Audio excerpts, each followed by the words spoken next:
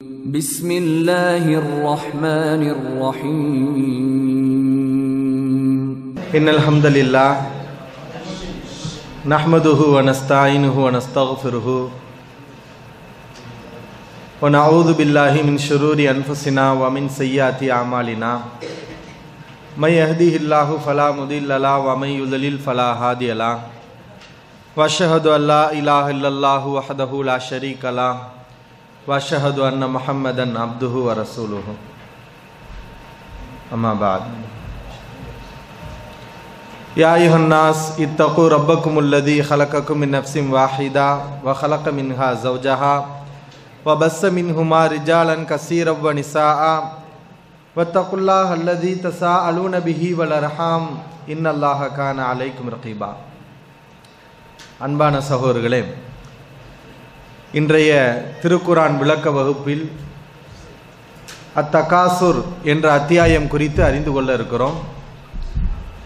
அத்தகாசுர் என்றால் பெருக்கிக் கொள்ளுதல். அதனுடைய அர்த்தம் என்ன? பெருக்கிக் கொள்ளுதல். தகாசுர், கசீர், அக்சர் கேள்விப்பட்டிருப்பீங்க பரவலாக அந்த வார்த்தைகளை.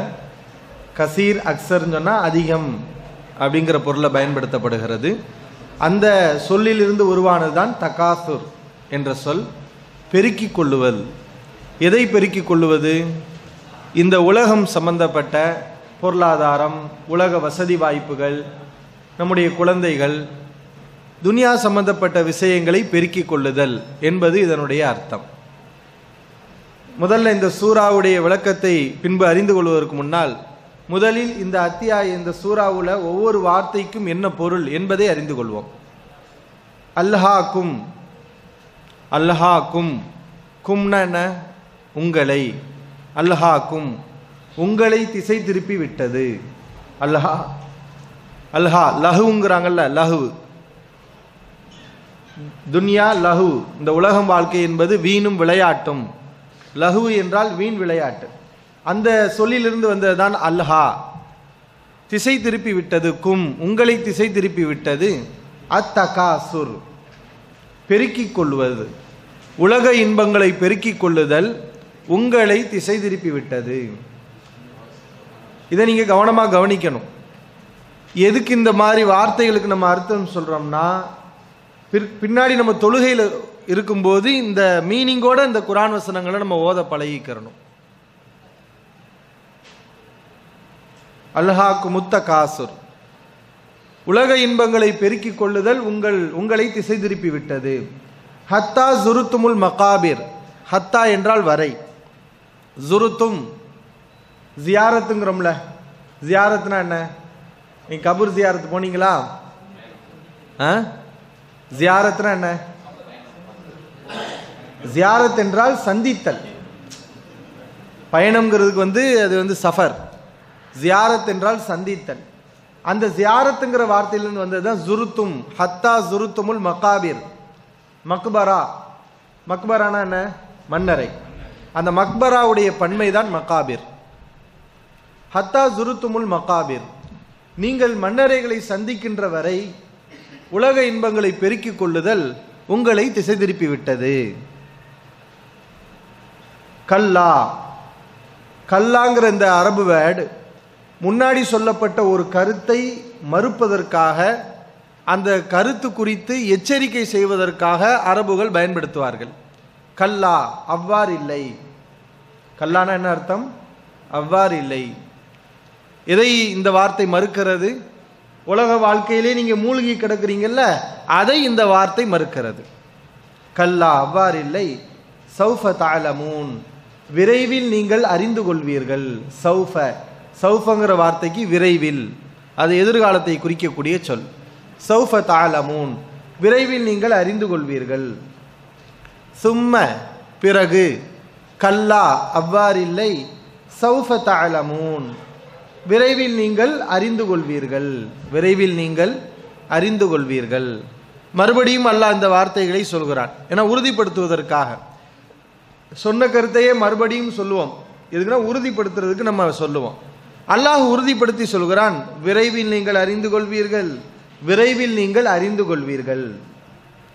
மறுபடியும் கல்லா, அவ்வாறில்லை. எத்தனை தடவை அல்லாஹ் அந்த வார்த்தையை பயன்படுத்துகிறான்? எத்தனை தடவை?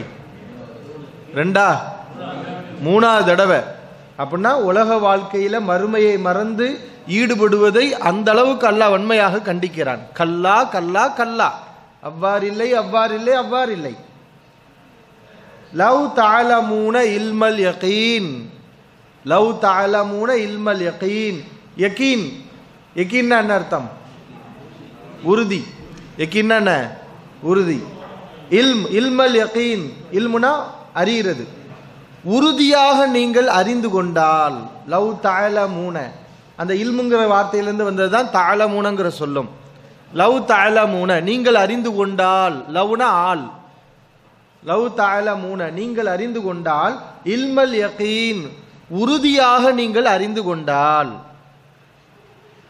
எதை உறுதியாக? மௌத்துக்கு பிறகு ஒரு வாழ்க்கை இருக்கிறது, மறுமை வாழ்க்கை இருக்கிறது என்பதை நீங்கள் உறுதியாக அறிந்து கொண்டால், மறுமையை மறந்து உலக இன்பத்திலே ஒரு மனிதன் மூழ்குவானா? இங்க விடை போக்கப்பட்டிருக்கு. நீங்கள் உறுதியாக அறிந்து கொண்டால் அப்படிதான் இருக்குது. அதுக்கு ஆன்சர் இல்லை. ஏன்னா திருக்குரான் ஷார்ட்டா பேசக்கூடியது. இதுக்குரிய ஆன்சரை பதிலை எல்லோரும் அறிந்து வைத்திருப்பார்கள். என்ன பதில்? அது பின்னாடி எல்லாம் வருகிறது. நீங்கள் உறுதியாக அறிந்து கொண்டால், மறுமை வாழ்க்கையை நீங்கள் உறுதியாக அறிந்து கொண்டால், இப்படி நீங்கள் அலட்சியமாக இருப்பீர்களா? இதுதான் பதில். அது இல்லை, ஆனால் அதை நம்ம புரிஞ்சுக்கிறணும். மறுமை வாழ்க்கையை உறுதியாக நீங்கள் அறிந்து கொண்டால், உலக இன்பங்களிலே மூழ்கி மறுமையை மறந்து வாழ்வீர்களா? வழிகட்டு போவீர்களா? அல்லாஹ்வை மறந்த சிந்தனை உங்களிடத்தில் வருமா?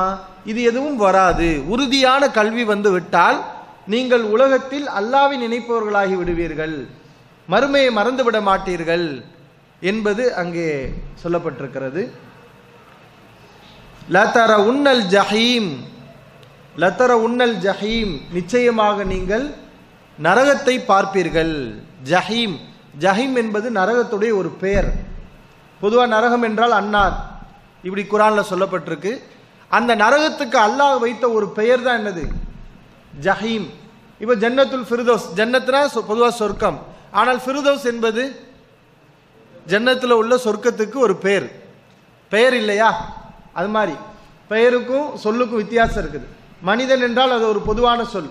அப்துல் ரஹ்மான், அப்துல் காதர் இப்படின்னு சொன்னால் அது பெயர் ஆயிடும். அது மாதிரி தான் ஜன்னத் என்பது அது பொதுவாக சொர்க்கத்தை குறிக்கக்கூடிய சொல். அது ஃபிர்தௌஸ் என்று சொன்னால் சொர்க்கத்தில் ஒரு குறிப்பிட்ட ஒரு வகையான சொர்க்கத்துக்குரிய அடையாள பெயர் என்று நாம் புரிந்து கொள்கிறோம். இது மாதிரி தான் நரகத்தில் உள்ள ஒரு பயங்கரமான ஒரு நரகத்துக்கு அல்லாஹ் வைத்திருக்கக்கூடிய பெயர் தான் என்னது? ஜஹீம். லதர உன்னல் ஜஹீம், உறுதியாக நீங்கள் நரகத்தை பார்ப்பீர்கள்.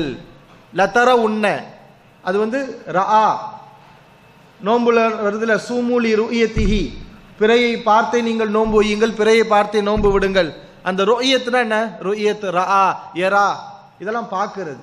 அந்த வார்த்தை தான் இங்கே சொல்லப்பட்டிருக்கு. லதர உன்னல் ஜஹீம், நீங்கள் நரகத்தை உறுதியாக காண்பீர்கள், நரகத்தை நீங்கள் உறுதியாக காண்பீர்கள்.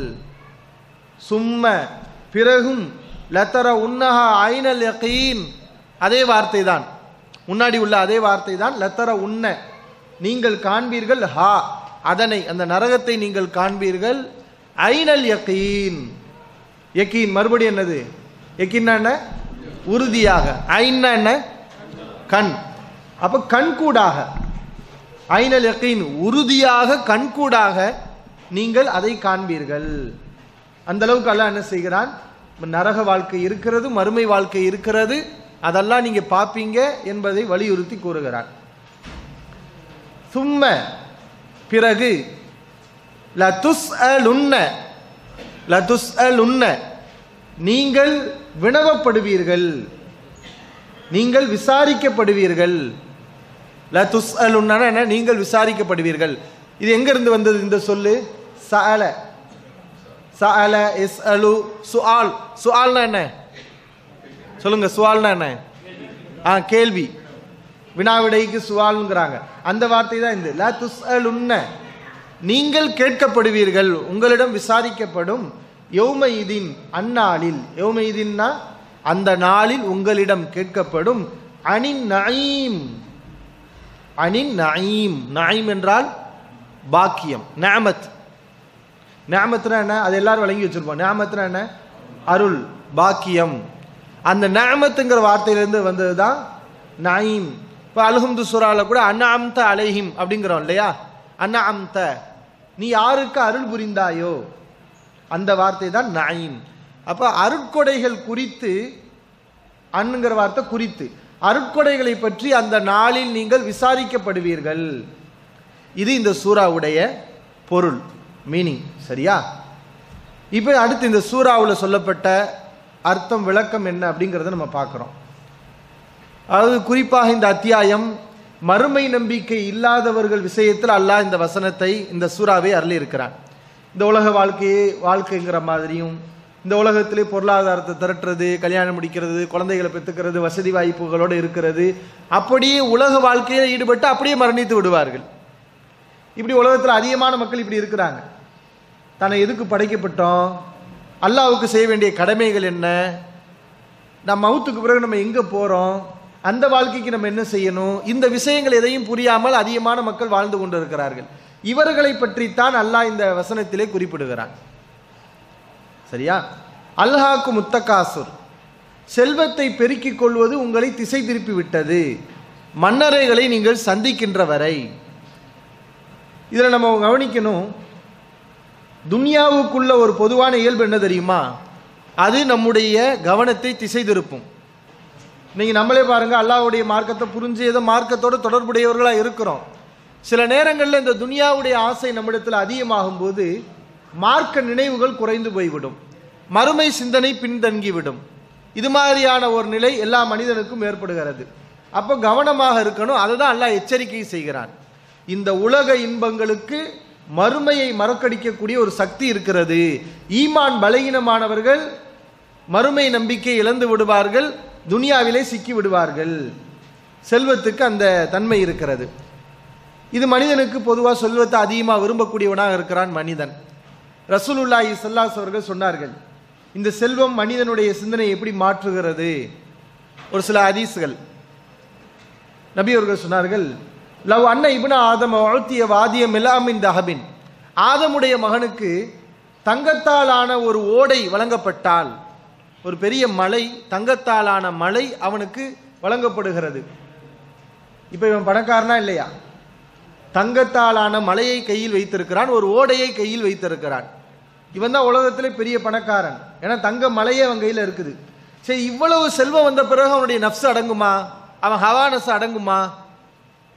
அஹப்ப இலைஹி சானியன், இரண்டாவது ஒன்றை கேட்பான், இன்னும் வேணும். சரி, ரெண்டாவது ஒரு மலையை கொடுத்தாச்சு, தங்க மலையை ரெண்டாவது ஒன்றை கொடுத்துட்டார். அப்பயாவது அவன் நஃப்ஸ் அடங்குமா? பத்தாது. அஹப்ப இலைஹி சாலிசன், இன்னும் வேணும், மூணாவது ஆசைப்படுவான். இவன் கடைசி வரைக்கும் லா யசுத்து ஜௌஃப இப்னி ஆதம் இல்ல துராப், மண்ணை தவிர ஆதமுடைய மகனின் வயிற்றை வேறு எதுவும் நிரப்பாது என்று சொன்னார்கள் ரசூலுல்லாஹி ஸல்லல்லாஹு அலைஹி வஸல்லம். மண்ணு தான் அவனுடைய வயிறை நிரப்பும். அப்படின்னா என்ன? கபூர்ல கொண்டு போய் வச்சாதான் அந்த துனியாவுடைய சிந்தனையை அவன் மறப்பானே தவிர அது வரைக்கும் இன்னும் வேணும், இன்னும் வேணும், இன்னும் வேணும். இப்படித்தான் மனிதன் இந்த துனியாவை பற்றி ஆசை உள்ளவனாக இருக்கிறான். இது மனித இயல்பு. இதெல்லாம் நம்ம மனசில் வைக்கணும். எதுக்கு வைக்கணும்னா, சில நேரங்களில் நமக்கு அந்த ஷைத்தானுடைய சிந்தனையால் துனியாவுடைய ஆசை மிகைக்கும், இந்த உலக ஆசையை விட. அந்த சந்தர்ப்பங்களில் நம்ம நினச்சிக்கிறணும், இது மனிதனுடைய இயல்பு, நம்ம கொஞ்சம் பக்குவமாக இருக்கணும், ஷைத்தானை மட்டும் விளையாடிடக்கூடாதுங்கிறத நம்ம கவனத்தில் வைக்கணும்.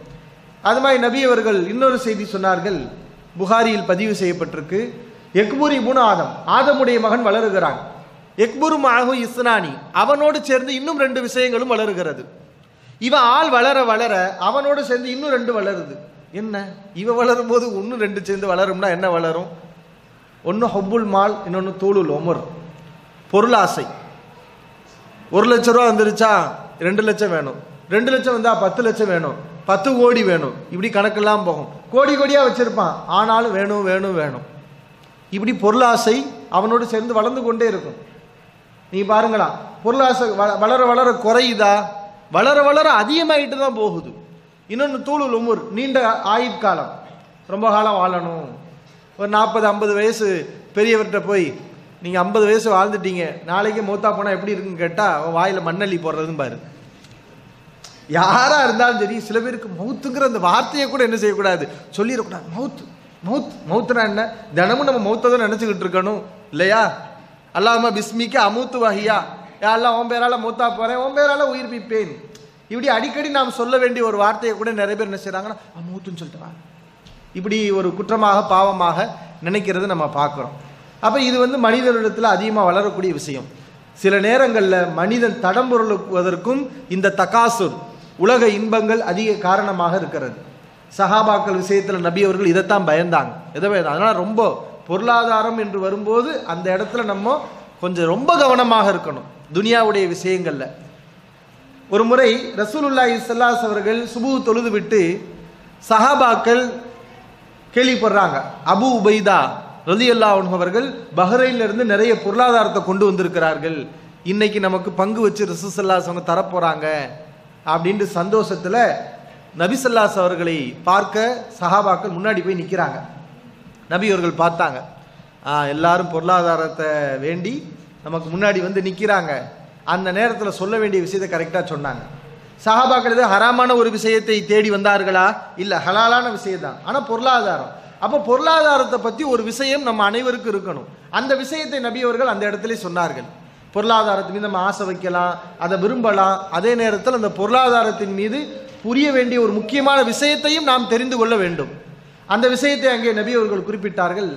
அம்மிலு மா யசுர் இருக்கும், உங்களுக்கு மகிழ்ச்சி தரக்கூடிய இந்த விஷயங்களை எல்லாம் நீங்கள் தாராளமாக பெற்றுக்கொள்ளலாம்.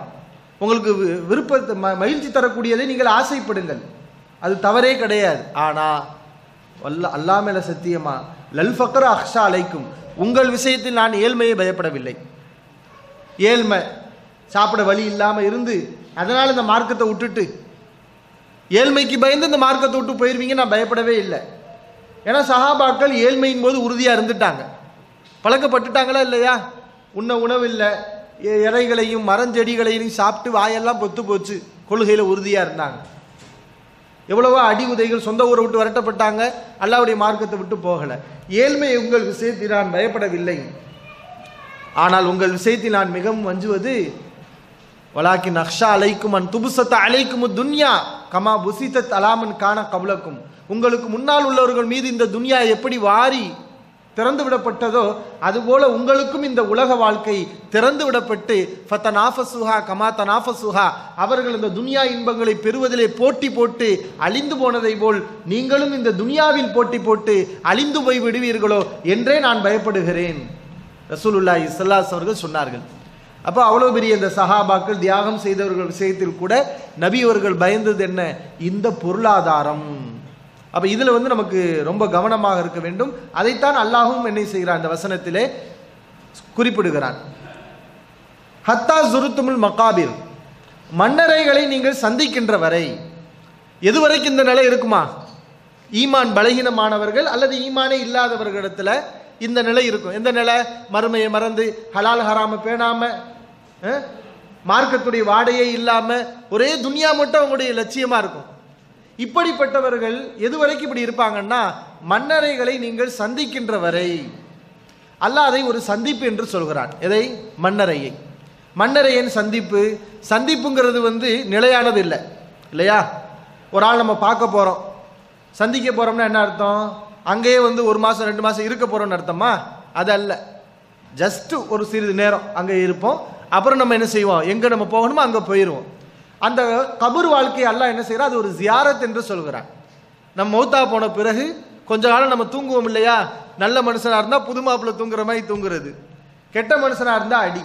அப்ப இந்த வாழ்க்கை எப்படிப்பட்ட வாழ்க்கை? அது ஒரு ஜியாரத், அதாவது தற்காலிகமான வாழ்க்கை. அதற்கு பிறகு நம்ம எங்க போகணும்? எங்க போகணும்? மறுபடியும் துனியாவுக்கு வந்துருவோமா? எங்க போகணும்? எங்க சொல்லுங்க, யாரும் சொல்ல மாட்டேங்கிறீங்க. மறுமைக்கு போக வேண்டும். அதனால இது ஜியாரத். கபூர் வாழ்க்கை என்பது ஒரு தற்காலிகமான வாழ்க்கை. இதுல இன்னொரு விஷயத்தை நம்ம புரிகிறோம்.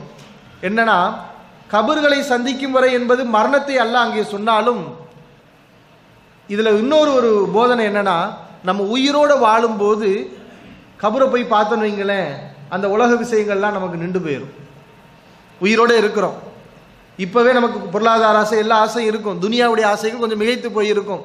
அந்த மாதிரியான காலகட்டங்களில் கபரை போய் பார்த்துட்டு இருந்தீங்களே, அப்போ அந்த நேரம் நமக்கு ஈமான் வந்து கொஞ்சம் வலுப்படும், மரண சிந்தனை ஏற்படும், நம்ம பாவங்களை செய்ய மாட்டோம், நல்ல விஷயங்களில் ஆர்வத்தோடு இருப்போம், துனியா விஷயங்களில் அதிக சிரமத்தை எடுக்காமல் நம்முடைய இன்பங்களை கொஞ்சம் குறைத்து கொள்வோம். அதனால தான் ரசூலுல்லாஹி ஸல்லல்லாஹு அலைஹி வஸல்லம் சொன்னாங்க, குன்து நஹைத்துக்கும் அன் ஜியாரத்தில் குபூர், கபர்களை நீங்கள் சந்திக்க வேண்டாம் என்று ஒரு காலத்தில் நான் தடை செய்திருந்தேன். ஃபஸூருஹா, இப்போது நீங்கள் செல்லுங்கள், ஜியாரத்து பண்ணுங்க. ஃபஸூருஹா, கபர்களுக்கு நீங்கள் செல்லுங்கள். கபர்கள்னா என்ன? இந்த கபர் ஜியாரத்துன்னு சொல்லி எல்லாம் தர்காவை கட்டி வச்சிருக்கிறாங்க, அதான் கபர் ஜியாரத்து. அங்கே போனால் நமக்கு மறுமை சிந்தனையெல்லாம் வராது, அல்லாஹ்வுடைய கோபமும் சாபமும் தான் வரும். அது கிடையாது, பொது மையவாடி. எல்லாத்தையும் அடக்கம் பண்ணியிருப்பாங்கல்ல, கட்டடங்கள், மார்க்கத்துக்கு முரணான காரியங்கள் எதுவும் இல்லாமல் சும்மா கபர்கள் மட்டும் இருக்கும். அந்த மாதிரி பொது மையவாடிகளுக்கு நீங்கள் போங்கள்னு சொன்னாங்க நபிகளார். ஏன்? ஃபைன்னஹா துதக்கிருக்குமுல் ஆஹிரா, அது உங்களுக்கு மறுமையை ஞாபகமூட்டும். கபர்களுக்கு போறது நமக்கு என்ன ஞாபகமூட்டும்? மறுமையை ஞாபகமூட்டும். எத்தனை பேர் கபர்ஸ்தானுக்கு போயிருக்கோம் சொல்லுங்க? எல்லா மாலுக்கும் போயிருப்போம், எல்லா ஹோட்டல்ல ஏறி இறங்கியிருப்போம். எத்தனை கபருக்கு நம்ம போயிருக்கிறோம்? அது சுன்னத்து, நபிகளார் சொன்னது. ஏன்னா அது நமக்கு ஆகிரத்தை நினைவுபடுத்தும். போய் கபூரில் போய் நின்றோம்னா அங்கே என்ன சொல்லுவோம்? நம்ம கபருக்கு போனால் ஓதக்கூடிய ஒரு துவா இருக்குதுல்ல, என்ன துவா? அஸ்ஸலாமு அலைக்கும் தார கௌமின் மூமினீன் வ இன்னா இன்ஷா அல்லாஹு பிக்கும் லாஹிக்கும். ஈமான் கொண்ட மூமீன்களே, உங்கள் மீது சலாம் உண்டாகட்டும், அல்லாஹ் நாடினால் விரைவில் உங்களை வந்து நாங்கள் சேர இருக்கிறோம். கபரை பார்த்து சொல்லணும். உயிரோடு இருக்கக்கூடிய ஒரு ஆள் கபரை பார்த்து சொல்லணும், விரைவில் அல்லாஹ் நாடினால் நானும் இங்கே தான் வந்து என்னை அடக்கம் பண்ண போகிறாங்க. இப்படி ஒரு மனுஷன் சொன்னால் அவன்கிட்ட மாற்றம் வருமா வராதா? உயிரோடு இருக்கும்போதே என்ன செய்யுது? கபரை நினைக்கிறது. அப்போ இந்த துனியா விஷயம் குறையும். அல்ல அதைத்தான் சொல்கிறான், கபர்களை நீங்கள் சந்திக்கின்ற வரை, உலகத்தில் வாழும்போதே நம்ம கபர்களை போய் சந்திக்கணும். இது நபிகளாருடைய வழிகாட்டல். அதனால தான் இந்த மௌத்தை நினைக்கிறது, ஆகிரத்தை நினைக்கிறது நபிகளார் வச்ச பேர் என்ன? அக்ஸிரு திக்ர ஹாதிமி லத்தாத், இன்பங்களை எல்லாம் தகர்த்து எறியக்கூடிய, உலக ஆசைகள், உலக சுகங்கள், உலக எதிர்பார்ப்புகள், இதையெல்லாம் தகர்த்து எறியக்கூடிய மௌத்தை நீங்கள் நினையுங்கள். மௌத்தை நீங்கள் நினையுங்கள். குறைஞ்சு போயிடும். ஆனால் இது மற்ற நேரங்களில் கொஞ்சம் அப்படி மிகைத்து இருந்தாலும் கபருக்கு முன்னாடி போய் நின்று பாருங்களேன். அப்படி என்னத்தை நம்ம எதுக்காக நம்ம இவ்வளோ பாடுபடுறோம், எதுக்காக இவ்வளோ சண்டை போடுறோம், எதுக்காக நம்ம வாழ்க்கையில் இவ்வளோ பிரச்சனை பண்ணுறோம், நாளைக்கே மூத்தா பேட்டை இங்கே தான் வந்து அடக்கம் பண்ண போகிறாங்க, இப்படிங்கிற ஒரு சிந்தனை நமக்கு வந்துடும். அதனால் இவர்கள் தான் அறிவாளிகள். கபர்களை அதிகமாக பார்த்து மௌத்தை அதிகமாக நினைத்து தன்னை மாற்றிக்கொள்ளக்கூடியவர்கள். ஒரு மனுஷன் கபரை பார்த்தான்னு வைங்களேன், அவன்கிட்ட 3 மாற்றங்கள் வரும். ஒன்று, அவன்கிட்ட நல்லறங்கள் பெருகும். 3 மாற்றங்கள். ஒன்று, நல்லறங்கள் பெருகும். இரண்டாவது, குறையும். மூணாவது, உலக நாட்டங்கள் குறைந்துவிடும். உலக இன்பங்கள், உலக நாட்டங்கள் அது குறைந்துவிடும். இந்த 3 நல்ல மாற்றங்கள் ஏற்படும் கபரை போய் பார்க்கறதுல. இவர்கள் தான் அறிவாளிகள் என்றும் ரசூலுல்லாஹி ஸல்லல்லாஹு அலைஹி வஸல்லம் சொன்னாங்க. அறிவாளி யாரு? அறிவாளி மௌத்துக்கு பிறகு உள்ள வாழ்க்கைக்கு அழகிய முறையில் தயாராகி கொள்ளக்கூடியவர். உலகத்தில் எல்லாமே அப்படித்தான் இல்லையா? அதாவது ஒரு விஷயம், வேற ஒரு வாழ்க்கை இருக்கிறது, இந்த இடத்துக்கு போகிறோம்னு சொன்னால் அதுக்குரிய ஏற்பாடுகள் எல்லாம் நம்ம செய்வோம். பயணம் போக போகிறோம், சவுதிக்கு வர போகிறீங்க, அறிவாளி யாரு? இங்கே என்னென்ன தேவைப்படுமோ அதை பூரா ரெடி பண்ணிட்டு வர்றோமா இல்லையா? இவர் அறிவாளி. யாராவது இங்கே தேவைப்படக்கூடிய அந்த பொருள்களை எல்லாம் நம்ம தயார் பண்ணாமல் வந்தால் அவன் அறிவாளி இல்லை. இதே போலத்தான் உலகத்தில் வாழும்போதே மௌத்துக்கு பிறகு உள்ள வாழ்க்கைக்கு நீ தயார் பண்ணி கொள்ள வேண்டும். தயார் பண்ணால் நீ அறிவாளி. ரசூல் ஸல்லல்லாஹு அலைஹி வஸல்லம் வந்து கேட்டாங்க ஒரு சஹாபி, ஐயில் மூமினின அக்கியசு, அல்லாஹ்வின் தூதரே, இறை நம்பிக்கையாளர்களில் எந்த இறை நம்பிக்கையாளர் அறிவாளி? எந்த இறை நம்பிக்கையாளர் மிகப்பெரிய அறிவாளி? மூமின்கள் அறிவாளி யார்? நபிகளார் ஸல்லல்லாஹு அலைஹி அவர்கள் சொன்னார்கள், அக்ஸருஹும் லில் மௌத்தி திக்ரா, அவர்கள மௌத்தை அதிகமாக நினைக்கக்கூடியவர். மௌத்தை அதிகமாக நினைக்கக்கூடியவர். வஹ்ஸனுஹும் இஸ்திஅதாதன் கப்ல ஐ யன்ஸில பிஹி, அந்த மௌத் தனக்கு வருவதற்கு முன்பாகவே அழகிய முறையில் அதற்கு தயாராகி கொள்ளக்கூடியவர். இவர்தான் அறிவாளி. உலாயிக ஹுமுல் அக்கியாஸ், இவர்களே அறிவாளிகள்.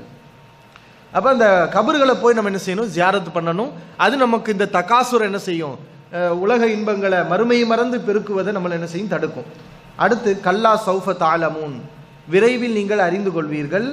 சும்ம கல்லா சௌஃப தஅலமூன், விரைவில் நீங்கள் அறிந்து கொள்வீர்கள். கல்லா லவ் தஅலமூன இல்மல் யகீன், அவ்வாறில்லை உறுதியாக நீங்கள் அறிந்து கொண்டால், உறுதியாக நீங்கள் அறிந்து கொண்டால். இங்கே தான் நம்ம பார்க்கணும் கொள்கை உறுதி. கொள்கை உறுதிங்கிறது என்ன? நிறைய பேர் கொள்கை உறுதி கொள்கை உறுதிங்கிறாங்க. கொள்கை உறுதினா என்ன? அல்லாஹ் அதான் இங்க சொல்றான், இல்மல் யகீன். யகீன் யகீன்னா என்ன? உறுதி. உறுதியாக நீங்கள் அறிந்து கொண்டால், எந்த நம்பிக்கை? மறுமை நம்பிக்கை உங்களுடைய உள்ளத்திலே உறுதியாக இருந்தால் நீங்கள் மறுமையை இழந்து மறுமை வாழ்க்கையை மறந்து உலக வாழ்க்கையிலே நீங்கள் ஈடுபட மாட்டீர்கள். உலகம்தான் வாழ்க்கை என்று நீங்கள் வாழ மாட்டீர்கள். அப்போ ஒரு மனுஷன் இடத்துல என்ன இந்த மாதிரி மார்க்கத்துடைய வாடைகள் எதுவும் இல்லாமல் வாழ்கிறான் என்றால் அவன்கிட்ட கொள்கை இல்லைன்னு அர்த்தம். அவன்கிட்ட வந்து இஸ்லாமிய கொள்கை அக்கீதா சரியில்லை. அது மாதிரி மறுமை அதாவது மார்க்க சட்டத்திட்டங்களை ஹலால் ஹராம் விஷயத்தில் துனியாவுக்காக அவன் வளைந்து கொடுக்கிறான், துன்யாவுக்காக அல்லாஹ்வுடைய வரம்புகளை மீறுகிறான் என்றால் அப்ப அவனிடத்திலையும் கொள்கை இல்லை, யக்கீன் இல்லை. நம்மிடத்துல யக்கீன் இருக்கா இல்லையாங்கிறது எப்படி தெரிகிறது? எப்படி தெரிகிறது? துன்யாவா ஆகரத்தா என்று வருகிறது. நம்மிடத்துல யக்கீன் இருக்கு, கொள்கை உறுதி இருக்கிறது. இதை நம்ம எப்படி அறிகிறது? இந்த கட்டத்தில் நம்ம ஆகரத்தை தேர்வு செய்கிறோம், அல்லாஹ் ரசூலுடைய வழிமுறையை தேர்வு செய்கிறோம் என்றால் அப்போது நம்மிடத்துல உறுதியான இல்முல் யக்கீன், உறுதியான ஞானம் இருக்கிறது, உறுதியான நம்பிக்கை நம்மிடத்தில் இருக்கிறது என்பதை நாம் அறிந்து கொள்ளலாம். லதர உன்னல் ஜஹீம், நீங்கள் நரகத்தை உறுதியாக காண்பீர்கள், கண்டிப்பாக நரகம் இருக்கிறது. சும்ம லதர உன்னஹா ஐனல் யகீன்,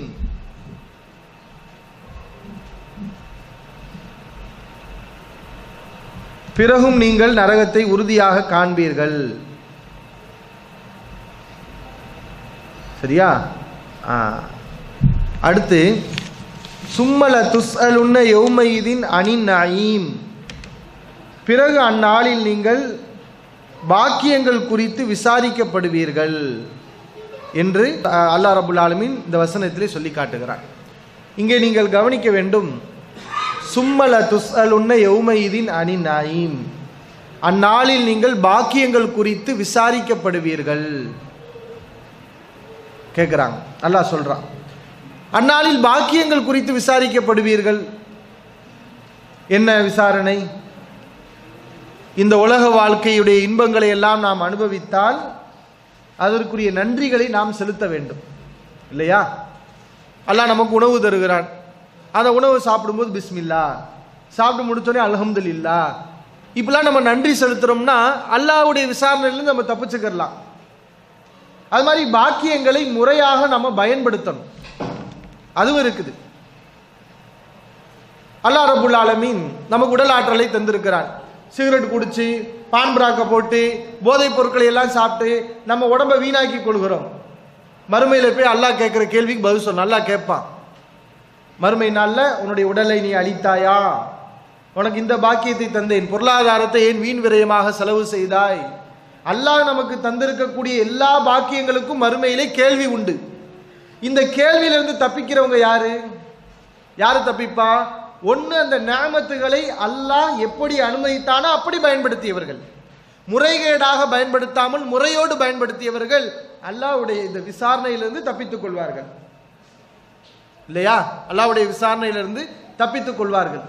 லா தஸூலு கதமா அப்தின், மறுமை நாளில் ஒரு அடியானுடைய பாதம் இருந்த இடத்தை விட்டு நகராது. அதாவது மறுமையில பாக்கியங்கள் குறித்து அல்லாஹ் நம்மிடத்துல கேட்கிற கேள்விகளுக்கு நம்ம சரியான ஆன்சர் பண்ணணும்னு நினைக்கிறோம். கரெக்டான ஆன்சர் நம்ம என்ன செய்யணும்? பண்ணணும். அந்த ஆன்சர் எப்படி பண்றது? எப்படி அந்த பாக்கியங்களை நாம் இந்த உலகத்திலே கையாண்டால் அல்லாஹ்வுடைய அந்த கேள்விக்கு பதில் சொல்ல முடியும்? முதல் அந்த பாக்கியங்களை முறைகேடாக நாம் பயன்படுத்தக்கூடாது. நம்ம அந்த அல்லாஹ் அனுமதிச்ச வகையில் நம்ம பயன்படும். பொருளாதாரம் இருக்குது, அதில் அல்லாஹ் கேள்வி கேட்பான், எப்படி சம்பாதித்தாய், எப்படி செலவு செய்தாய்? உடல் இருக்கு, இந்த உடலை நீ எப்படி அழித்தாய்? ஆடை இருக்கிறது, எல்லா பொருளுக்கும் கேள்வி இருக்கிறது. அப்போ முறைகேடாக நாம் பயன்படுத்தக்கூடாது, முறையாக பயன்படுத்த வேண்டும். ஒன்று. இரண்டாவது, அந்த பாக்கியங்களுக்கு அல்லாஹ்வுக்கு நாம் நன்றி செலுத்த வேண்டும். வணக்கங்களின் மூலமாக அல்லாஹ்வை நினைவு கூறி அல்லாஹ்வை திக்ர்களை செஞ்சு இப்படி. அதனால தான் எந்த ஒரு இன்பமாக இருந்தாலும் நம்ம அல்லாஹ்வை நினைக்கிறது நமக்கு சொல்லப்பட்டிருக்கு. தூங்கும்போது அங்கேயும் நமக்கு துவா, அல்லாஹ்ம பிஸ்மிக்க அமுத்து வஹையா, யா அல்லாஹ் உன் பேரால மூத்தா போறேன், உன் பேரால உயிர் தழுவேன். தூங்கி எந்திரிச்சோனையும் அல்ஹம்துலில்லாஹி அல்லதி அஹியானா பாதமா அமாத்தனா வலைஹி நுஷூர், என்னை உயிர் மூத்துக்கு பிறகு உயிர் கூட்டிய அல்லாஹ்வுக்கு எல்லா புகழும். அப்ப அல்லாஹ்வை நம்ம நினைக்கிறோம். இப்படி இஸ்லாம் கற்றுக் கொடுத்த ஒவ்வொரு துவாக்களையும் நம்ம எல்லா காலகட்டத்திலையும் சொன்னோன்னு வைங்களேன், அப்பவே அல்லாஹ் நமக்கு செய்திருக்கக்கூடிய பாக்கியங்களுக்கு நம்ம நன்றி முழுமையாக செலுத்த முடியாது. ஏதோ அல்லாஹ் திருப்திப்படக்கூடிய ஒரு நன்றியை நாம் என்ன செய்து விடலாம், செய்து விட்டு விடலாம், நிறைவேற்றி விடலாம். அப்ப மறுமையில் அந்த பாக்கியங்கள் குறித்து விசாரணை இருக்கிறது. யார் இந்த அல்லாஹ்வுடைய கேள்வியிலிருந்து தப்பிக்க முடியாது? இந்த உலகத்திலே அல்லாஹ்வுடைய பாக்கியங்களை முறைகேடாக பயன்படுத்தியவர்கள் அல்லது அல்லாஹ்வை மறந்தவர்கள், அல்லாஹ்வுக்கு சுக்ர் செய்யாதவர்கள், நன்றி செலுத்தாதவர்கள், இவர்கள் மறுமையிலே அல்லாஹ்விடத்தில் இந்த கேள்விக்கு பதில் சொல்ல முடியாது, பதில் சொல்லவே முடியாது. ரசூலுல்லாஹி ஸல்லல்லாஹு அலைஹி அவர்கள் இந்த விசாரணை மூமின்களுக்கும் உண்டு என்று சொன்னார்கள், காஃபிர்களுக்கு மட்டும் கிடையாது. காஃபிர்கள்ட்ட அல்லாஹ் கேட்பான், என்ன கேட்பான்? என்னடா உனக்கு துனியாவை இப்படி கொடுத்திருந்தேன், நீ துனியாவை இப்படி அனுபவிச்ச, எனக்காண்டி நீ என்ன செஞ்ச, நீ சொன்ன முறைப்படி வாழ்ந்தியா? இப்படிப்பட்ட விசாரணை அவர்களுக்கு உண்டு. மூமின்களுக்கும் இந்த விசாரணை உண்டு. ஒரு முறை ரசூலுல்லாஹி ஸல்லல்லாஹு அலைஹி வஸல்லம் அவர்கள் வீட்டை விட்டு வெளியே வர்றாங்க. பார்த்தா அபூபக்கர் சித்திக் ரலியல்லாஹு அன்ஹு அவர்களும் உமர் ரலியல்லாஹு அவங்களும் வெளியில நிக்கிறாங்க. கேட்டாங்க, மா அஹ்ரஜகுமா மின் புயூத்திகுமா ஹாதிஹி சா, இந்த நேரத்தில் உங்களை வீட்டை விட்டு வெளியேற்றியது எது? ஏன்னா அந்த நேரத்தில் மக்கள் யாரும் வராத ஒரு நேரம். அந்த நேரத்தில் வீட்டில் இருக்க முடியல அந்த ரெண்டு சஹாபாக்களுக்கும். யார் அவர்கள்? இந்த உம்மத்திலேயே முஹம்மது ஸல்லல்லாஹு அலைஹி அவர்களுக்கு பிறகு சிறந்தவர்கள் என்ற பேர் வாங்கியவங்க தான் யாரு? அபூபக்கர் சித்திக் ரலியல்லாஹு அன்ஹு. அடுத்து யாரு? உமர் ரலியல்லாஹு. அந்த ரெண்டு சஹாபாக்களும் பசி தாங்க முடியாம வீட்டை விட்டு வெளியே வர்றாங்க. கேட்டாங்க, ஏன் வெளியே வந்திருக்கிறீங்க? அல்லாஹ்வின் தூதரே, பசி தாங்க முடியவில்லை அப்படின்ட்டு சொன்னாங்க. நானும் வீட்டை விட்டு வெளியே வந்ததுக்கு அதுதான் காரணம், எனக்கும் பசி தாங்க முடியல, கடுமையான பசி. அதனால தான் கடுமையான பசி இருக்கிற நேரங்களில் நம்ம தொழுகிறத கூட நிப்பாட்டிட்டு நம்ம என்ன செய்யணும், சாப்பாடு வந்து விட்டால் சாப்பாடு தர வேண்டும் என்றெல்லாம் நமக்கு சொல்லப்பட்டிருக்கு. அப்போ ஏன் நீங்கள் தர்பியா நிகழ்ச்சி நடத்துறீங்கன்னா கேட்காதீங்க. என்ன, நம்ம எல்லாம் முன்கூட்டியே அறிவிச்சிடுறோம் இப்படிலாம் ப்ரோக்ராம் நடக்கும்னு சொல்லி. சரி, அப்போ இந்த மாதிரி பசியின் காரணத்தினால வீட்டை விட்டு வெளியே வந்திருக்கிறாங்க. சரி, பசி முடியலை, கஷ்டம். 3 பேர் என்ன செய்கிறாங்க, நம்ம ஒரு அன்சாரி வீட்டுக்கு போவோம்னு சொல்லி ஒரு அன்சாரி தோழருடைய வீட்டுக்கு போகிறாங்க. வீட்டுக்கு போனால் அன்சாரி தோழர் வீட்டில் இல்லை, வீட்டுக்காரவன் அம்மா தான் இருக்கிறாங்க. பார்த்தோனையுமே சந்தோஷப்பட்டு, அல்லாஹ்வின் தூதரை வாங்க, வீட்டுக்கு வாங்க, என் கணவர் வெளியே போயிருக்கிறார், வந்துருவாரு, கூப்பிடுறாங்க. ரசூலுல்லாஹி ஸல்லல்லாஹு அலைஹி வஸல்லம் அந்த பெண்ணிடத்தில் இப்படி பேசி கொண்டிருக்கக்கூடிய நேரத்திலேயே கணவர் வந்து விட்டார். அந்த காலத்தில் வறுமை இல்லையா, அந்த காலத்தில் வறுமை. திடீர்னு வீட்டுக்கு விருந்தாளி வந்தா என்ன செய்யறதுன்னே உங்களுக்கு தெரியாது. இன்னைக்கு வீட்டுக்கு விருந்தாளி திடீர்னு வந்து நின்றாலே, ஆஹா வந்துட்டானப்பா அப்படின்ட்டு என்ன செய்யறாங்க, பல பேர் நினைக்கிறாங்க. ஏன்னா அந்த காலத்தில் எவ்வளவு வறுமை, எவ்வளவு துன்பம். அந்த நேரத்தில் திடீர்னு 3 பேர் வந்து நின்றோனையுமே அந்த சஹாபிக்கு சந்தோஷம். ஏன்னா அவங்க விருந்து விஷயங்களை எல்லாம் ரொம்ப உபச்சாரம் செய்யக்கூடியவர்கள், நன்மையை எதிர்பார்த்து. அப்போ 3 பேரையும் பார்த்துட்டு, வாங்க, என்னை விட சிறந்தவர் யாரும் இல்லை, ஏன்னா அல்லாஹ்வுடைய தூதர் என்னுடைய வீட்டை தேடி வந்திருக்கிறார்கள் சொல்லி அந்த சஹாபி வந்தவங்களை வரவழைச்சு வீட்டுக்குள்ளே கொண்டு போய் கொஞ்சோனையும் பேரிச்சம்பழங்கள், அது 3 வெரைட்டியாக இருக்குது, புஸ்ரு, தம்ரு, காய். புஸ்ருனா என்னது? காய். தம்ருனா என்ன? கனி. பேரித்தம்பழம். ருத்தபுனா என்ன? ருத்தபுக்கும் தம்ருக்கு என்ன வித்தியாசம்? யாராவது சொல்லுங்களேன், சொல்லுங்க, நீங்க சொல்லுங்க.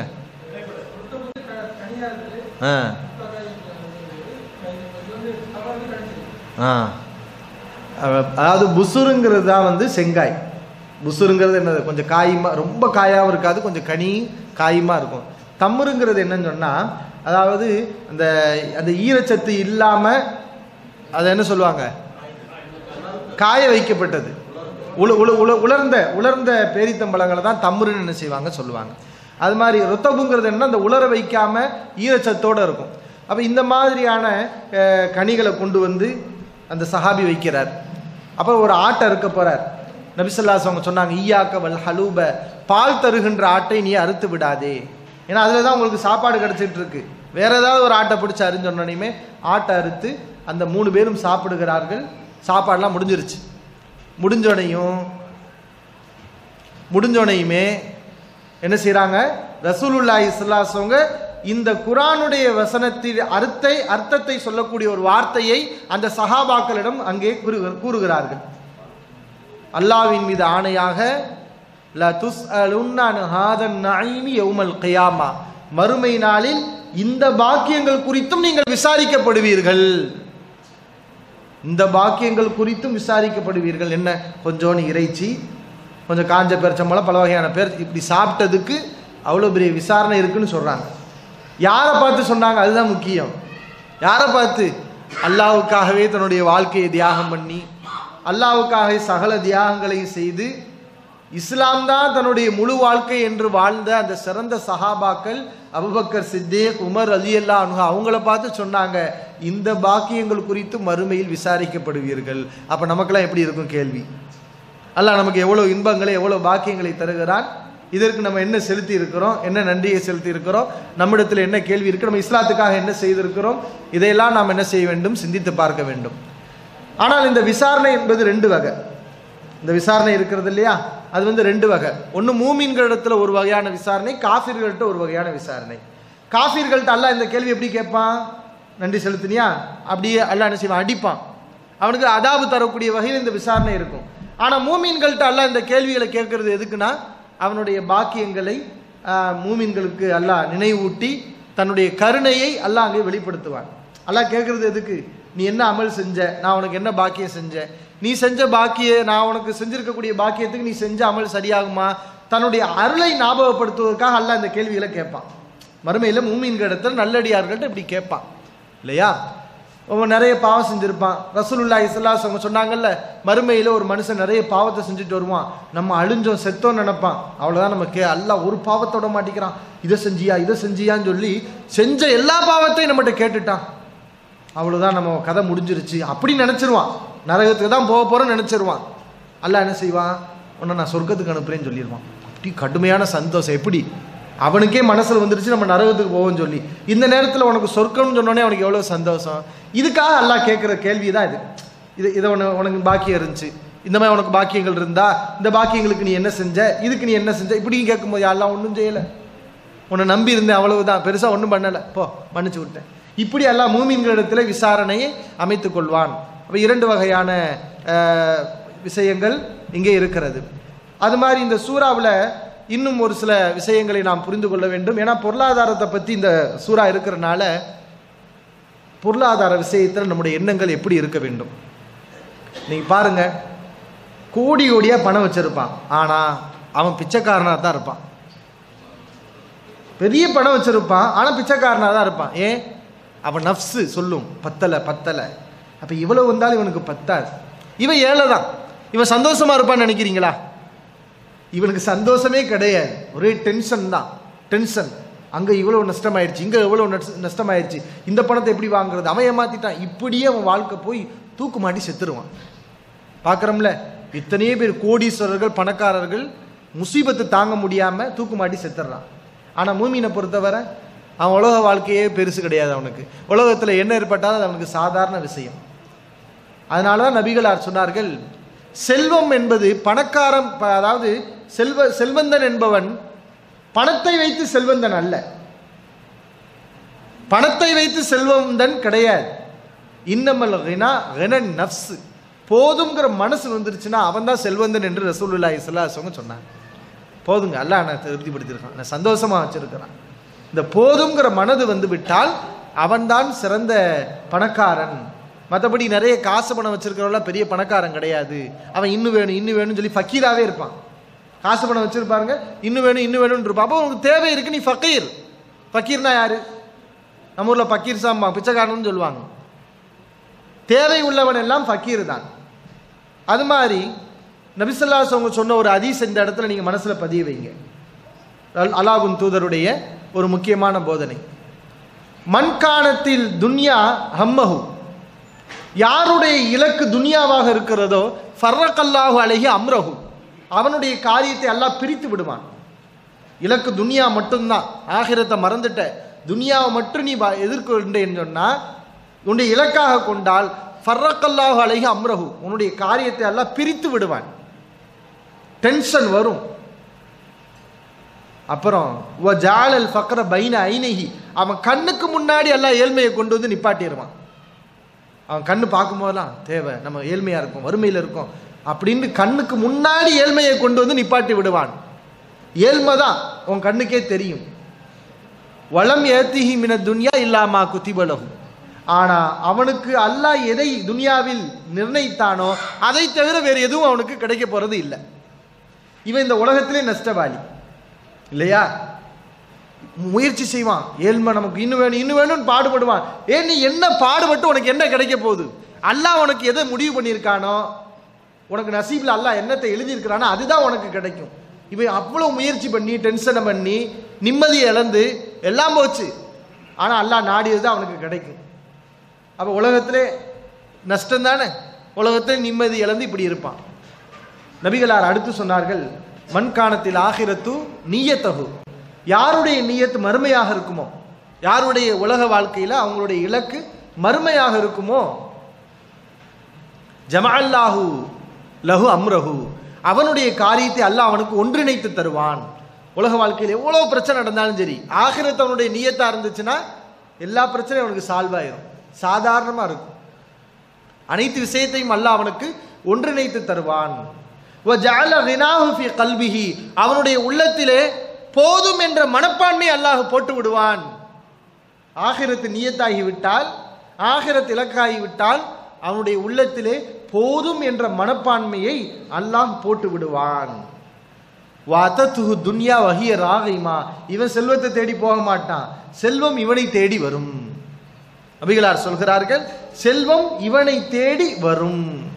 செல்வத்துக்காக ரொம்ப டென்ஷன் எதுவுமே இல்லை. இவன் உலகத்தில், ஏன்னா அல்லாஹ் நானது கண்டிப்பா வந்துதான் ஆகும். இவன் உலகத்திலே நிம்மதியா இருப்பான், மறுமையிலே நிம்மதியா இருப்பான். ஈருலக வாழ்க்கை இவனுக்கு வெற்றி.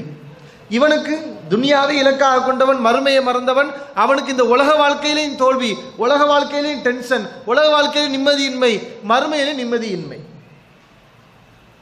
அப்ப இந்த இறை நினைவு, இந்த ஆகிரத், அது நம்ம என்ன செய்கிறது? தடுக்கிறது. சகாவத்து நஃப்ஸ் வரணும். நம்மளாம் செல்வந்தர் ஆகணும்னா இப்பவே நீங்க என்ன செய்யுங்க, அல்லாஹ் நமக்கு கொடுத்துருக்கிறது போதும், அல்லாஹ் நம்மளை நல்லா தான் வச்சிருக்கிறான் அப்படிங்கிற அந்த மனநிறைவு நமக்கு வரணும். துனியாவில் மற்றவர்களை பார்த்து நம்ம பொறாமப்பட்டு இயங்கக்கூடாது. அது சரியான ஈமான் இருந்தால் அந்த ஏக்கம் நம்மிடத்தில் வரக்கூடாது. நபிகளார் யாரை பார்க்க சொன்னாங்க? உங்களுக்கு கீழே உள்ளவங்களை பாருங்க, உங்களுக்கு கீழே உள்ளவங்களை பாருங்க. அதுதான் அல்லாஹ்வுடைய நேமத்தை மதிப்பதற்கு ஏற்றமானது. நம்ம கீழே எவ்வளவு பேர் இருக்கிறாங்க, எவ்வளவு ஆயிரக்கணக்கான மக்கள் இருக்கிறாங்க, நோயாளிகளாக, உடல் ஊனமுற்றவர்களாக, செல்வம் இல்லாதவர்களாக இருக்கிறாங்க. அந்த பல கோடிக்கணக்கான மக்களுக்கு மேல நம்ம இருக்கிறோம்னு பாருங்க. நமக்கு அல்லாஹ் தந்திருக்கக்கூடிய பாக்கியம் மிகப்பெரிய ஒரு இன்பமாக இருக்கும். இதுக்கு ஒரு அழகான ஒரே ஒரு சம்பவத்தை நான் சொல்கிறேன். ஹக்கீம் பின் ஹிஸாம் ரலியல்லாஹு அன்ஹு ஒரு சிறந்த ஒரு சஹாபி. இவர்கள் ஒரு முறை ரசூலுல்லாஹி ஸல்லல்லாஹு அலைஹி வஸல்லம் இடத்துல, அல்லாஹ்வின் தூதரே எனக்கு செல்வத்தை கொடுங்கன்னு கேட்குறாங்க. நபி அவர்கிட்ட செல்வத்தை கேட்குறாங்க. அல்லாஹ்வின் தூதர் ஸல்லல்லாஹு அலைஹி வஸல்லம் செல்வத்தை கொடுத்தாங்க, வாங்கிக்கிட்டாங்க. மறுபடியும் வாங்கினதுக்கு பின்னாடி அல்லாஹ்வின் தூதரே கொடுங்க, அல்லாஹ்வின் தூதர் ஸல்லல்லாஹு அலைஹி வஸல்லம் கொடுத்தாங்க. மூணாவது தடவையும் வாங்கிட்டு கையை நீட்டார். நம்மள அந்த கையிலே ஒரு போடும். எத்தனை தடவை கேட்டு மறுபடியும் கையை நீட்டுறேன். அல்லாஹ்வின் தூதர் ஸல்லல்லாஹு அலைஹி வஸல்லம் 3 முறையும் அந்த சஹாபிக்கு கொடுத்துட்டு அப்புறம் சொன்னாங்க, இந்த விஷயம்தான் அவரை மாத்துச்சு. என்ன விஷயம் தெரியுமா? ஹக்கீமே, இன்ன ஹாதஹ துன்யா ஹுல்வத்துன் ஹலீரத்துன், இந்த உலக வாழ்க்கை இருக்கிறதே அது பசுமையானது, இனிப்பானது, திங்க திங்க போய்கிட்டே இருக்கும். உலகம் அப்படித்தான். ஃபமன் அஹதஹு பி சகாவத்தி நஃப்ஸின் பூரிக லஹு ஃபீஹி, போதுங்கிற மனசோடு, தாராள மனசோடு, திருப்தியான எண்ணத்தோடு துன்யாவை ஒருவர் பெற்றால் அவருக்கு அதிலே பரக்கத் செய்யப்படும். அல்லாஹ் பரக்கத் செய்வான். நீ என்ன செய்யணும்? அந்த போதுங்கிற மனசு, ஒரு திருப்தி வரணும் உனக்கு. பத்தல அது வரக்கூடாது, திருப்தி உனக்கு வரணும். வந்தா உனக்கு பரக்கத்து கிடைக்கும். ஒமன் அஹதஹு பி இஷ்ராஃபி நஃப்ஸின், அந்த போதுங்கிற எண்ணம் இல்லாமல் பேராசை உணர்வோடு யார் அந்த செல்வத்தை பெறுகிறாரோ லம் யுபாரக் லஹு ஃபீஹி, அதில் அவருக்கு பரக்கத் கிடைக்காது. பரக்கத் அல்லாஹ் எடுத்துருவான். அல் எதுல் உல்யா ஹைரு மினல் எதி சுஃப்லா, உயர்ந்த கை தாழ்ந்த கையை விட சிறந்தது. உன் கை இப்படி இருக்கக்கூடாது, அது தாழ்ந்த கை, அது நல்ல கை அல்ல, இப்படி இருக்க வேண்டும். உயர்ந்த கை தாழ்ந்த கையை விட சிறந்தது. இப்படி அழகா ஒரு உபதேசம் பண்ணாங்க. அன்னைக்கு வாக்குறுதி கொடுத்தார், அல்லாஹ்வின் தூதரே, உங்களுக்கு பிறகு இனி நான் வேறு யாரிடத்திலையும் கையேந்த மாட்டேன், நான் உழைத்துத்தான் சாப்பிடுவேன், இது அல்லாஹ்வின் மீது சத்தியம் என்று அன்னைக்கு சொன்னவர் தான் சொல்லிட்டு போனார் ஹக்கீம் பின் ஹிஸாம். ரபி அவர்கள் மௌத்தா போயிட்டாங்க. அடுத்து அபூபக்கர் சித்திக் ரலியல்லாஹு அன்ஹு ஆட்சிக்கு வந்தாங்க. ஆட்சியில் நிறைய செல்வம் பெருக்கெடுத்து ஓடுகிறது. எல்லாருக்கும் பங்கு வச்சு கொடுத்தாங்க, சஹாபாக்களுக்கெல்லாம். அபூபக்கர் ரலியல்லாஹு அவர்கள் ஹக்கீம் பின் ஹிஸாமையும் அழைத்தார்கள். ஹக்கீமே வாருங்கள், உங்களுடைய பங்கை வாங்கிக் கொள்ளுங்கள். ஹக்கீம் பின் ஹிஸாம், வரமாட்டேன், நான் சம்பாதித்த பணத்தை தான் சாப்பிடுவேனே தவிர எனக்கு வேறு யாருடைய பணமும் தேவையில்லை என்று அவர்கள் ஏற்க மறுத்து விட்டார்கள். எப்படி இருந்த சஹாபி எப்படி மாறினாங்க? சஹாவத்து நஃப்ஸ் வந்துருச்சு, போதுங்கிற மனசு வந்துருச்சு. அது மாதிரி ரெண்டாவது உமர் ரலியல்லாஹு அடுத்த ஆட்சி தலைவராக வந்தாங்க. அப்பையும் செல்வம் பெருக்கெடுத்து ஓடுகிறது. போர்க்களத்தில் கலந்து கொண்டவங்களுக்கெல்லாம் உமர் ரலியல்லாஹு செல்வத்தை பங்கு வச்சு கொடுக்குறாங்க. ஹக்கீம் பின் ஹிஸாமை கூப்பிட்டாங்க, உங்களுடைய பங்கை வந்து வாங்கிக்கோங்கன்னு. வாங்க மறுத்துட்டாங்க. உமர் ரலியல்லாஹு அல்லாஹ்ட்ட துஆ செஞ்சாங்க, யா அல்லாஹ், மறுமையில் என்ன நீ பிடிச்சிடாத, எல்லாருக்கும் கொடுக்கிற மாதிரி ஹக்கீமுக்கு கொடுக்க வேண்டியதை நான் கொடுத்து விட்டேன், அவர் தான் வாங்க மறுத்து விட்டார், என்னை நீ குற்றம் பிடித்து விடாதே. அல்லாஹ்ட்ட உமர் ரலியல்லாஹு துஆ செஞ்சாங்க.